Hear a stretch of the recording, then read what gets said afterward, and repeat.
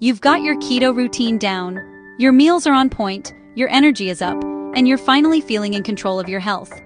But then comes the dinner invite, or the birthday party, or the family barbecue.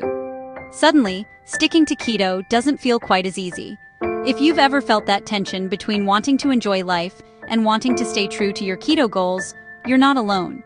Today, we're diving into something that doesn't get talked about nearly enough: the social side of keto. How do you handle eating out, family gatherings, or friends who just don't get it? Let's talk about the real challenges and how to navigate them with confidence. Let's start with one of the biggest ones: eating out. When you first start keto, dining out can feel like walking through a minefield. Every menu seems to be loaded with pasta, bread, and desserts. Basically, everything you're trying to avoid. And then comes the pressure. Maybe someone says, "Just have one bite," or "Come on, it's just one night." Before you know it, you're questioning whether staying keto is even possible in social settings. But here's the truth: it absolutely is. You just need a plan. Before heading out, check the restaurant's menu online. Look for protein-heavy dishes you can modify. Swap fries for a side salad. Ask for grilled chicken without the bun. Don't hesitate to request substitutions. Most restaurants are more than happy to accommodate.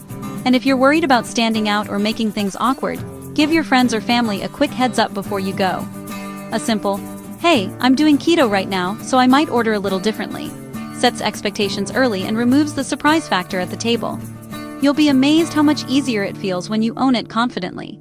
Next, let's talk about social events. Birthdays, weddings, family dinners, or parties.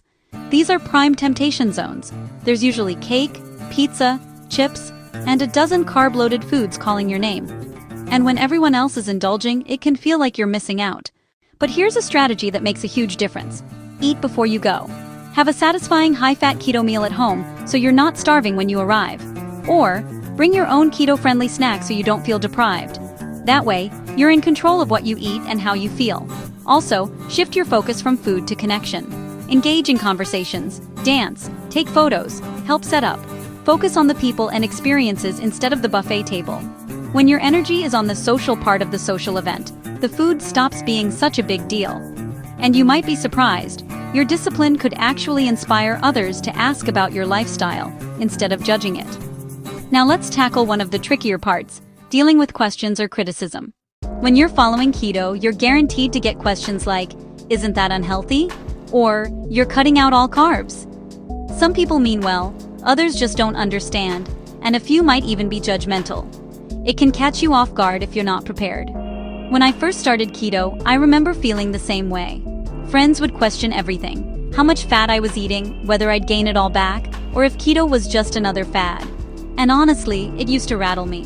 But once I became a certified ketogenic living coach, I started answering those questions differently, not defensively, but confidently.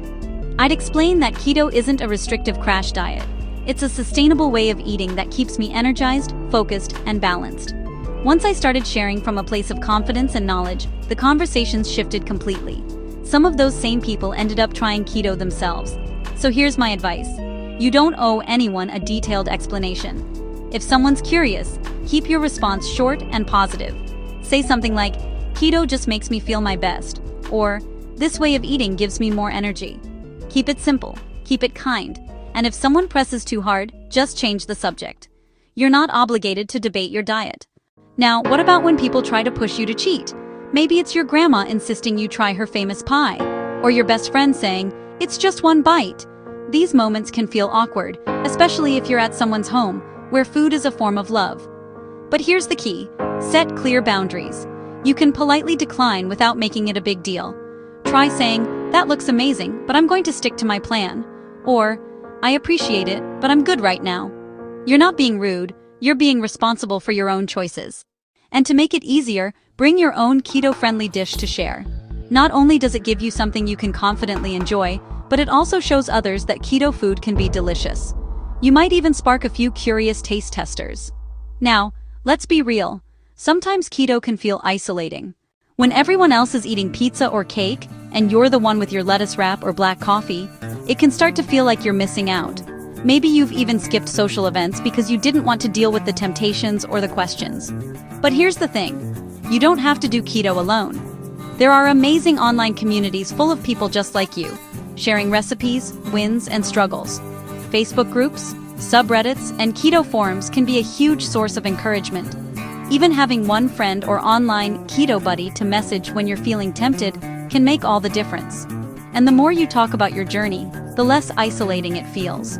You might be surprised how many people are curious about keto or struggling with their own health goals. Your commitment might be the thing that motivates someone else to start their own journey. At the end of the day, keto and social life don't have to clash. It's all about balance. You can still go out, celebrate, and have fun. It just takes a little preparation and a confident mindset. Remember, this is your lifestyle. It's okay if others don't fully understand it.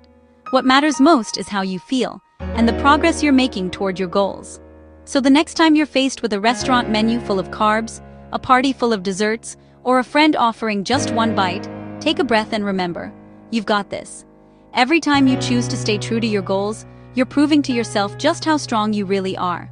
And before long, navigating social situations on keto won't feel like a challenge anymore. It'll feel like second nature. If you found this helpful, be sure to subscribe for more keto-wise insights and support.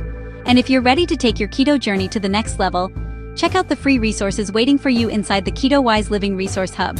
The link is in the description below. Disclaimer. This video is for educational purposes only and is not medical advice. Always consult a healthcare provider before making any changes to your diet or lifestyle.